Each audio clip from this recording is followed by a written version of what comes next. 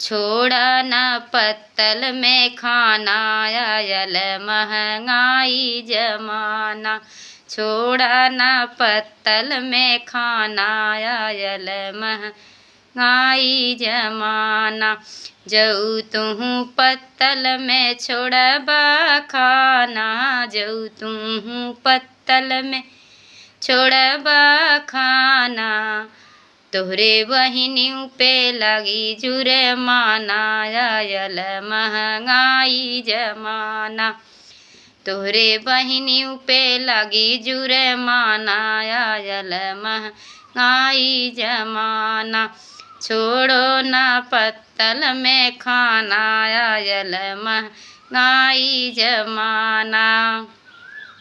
जऊ तुहू पत्तल में छोड़बा खाना, जऊ तुहू पत्तल में छोड़बा खाना। तोहरे बुअऊ पे लगी जुर्माना, आयल महंगाई जमाना। तोहरे बुअऊ पे लगी जुर्माना, आयल महंगाई जमाना।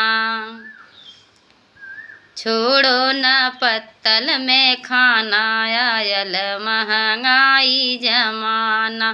छोड़ो न पत्तल में खाना, आयल महंगाई जमाना। जऊ तुहू छोड़बा पत्तल में खाना, जऊ तुहू छोड़बा पत्तल में खाना। तोहरे मायू पे लगी जुर्माना, आयल महंगाई जमाना। तोहरे मायू पे लगी जुर्माना, आयल महंगाई जमाना। छोड़ो न पत्तल में खाना, आयल महंगाई जमाना। छोड़ो न पत्तल में खाना, आयल महंगाई जमाना।